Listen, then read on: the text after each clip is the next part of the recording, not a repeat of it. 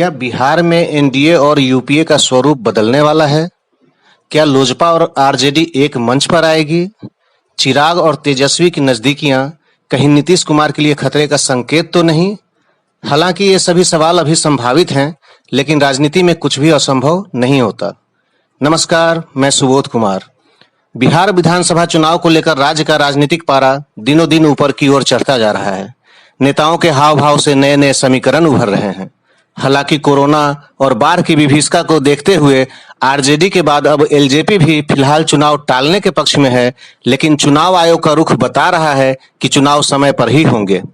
इस बीच अगर राज्य के राजनीतिक हलचल पर नजर डालें तो जिस प्रकार आरजेडी के नेता और लालू प्रसाद के उत्तराधिकारी तेजस्वी यादव और लोजपा के नेता और रामविलास पासवान के बेटे चिराग पासवान के बीच दूरी घट रही है, वह एक अलग ही समीकरण का संकेत दे रही है। चिराग जहां बिहार और बिहारी को फर्स्ट बनाने की बात कर रहे हैं, वहीं तेजस्वी राज्य में आर्थिक क्रांति लाने की बात कह रहे हैं।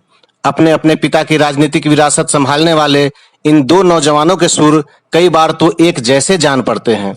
तेजस्वी कह रहे हैं कि उनके पिता लालू प्रसाद यादव बिहार में सामाजिक न्याय लाए और अब वे राज्य में आर्थिक न्याय लाना चाहते हैं।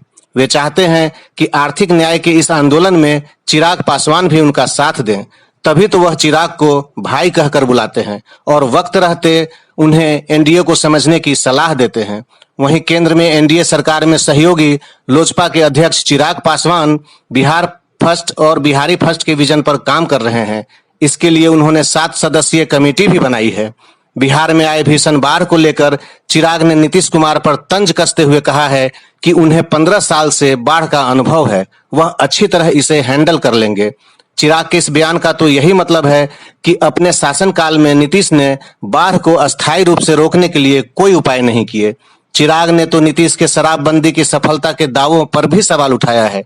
चिराग अक्सर राज्य की समस्याओं को लेकर नीतीश कुमार को घेरते रहे हैं।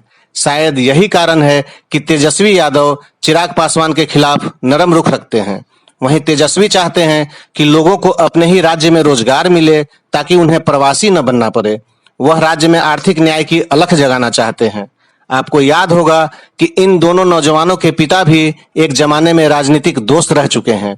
अगर ये दोनों नौजवान कुछ अलग ही राह पकड़ लें तो आश्चर्य नहीं होना चाहिए। जिस तरह सामाजिक न्याय के नाम पर लालू यादव और रामविलास पासवान हमेशा एक मंच पर दिखते थे, कहीं ऐसा न हो कि आर्थिक न्याय के नाम पर उनके बेटे एक मंच पर दिखने लगे, क्योंकि राजनीति में कुछ भी असंभव नहीं होता।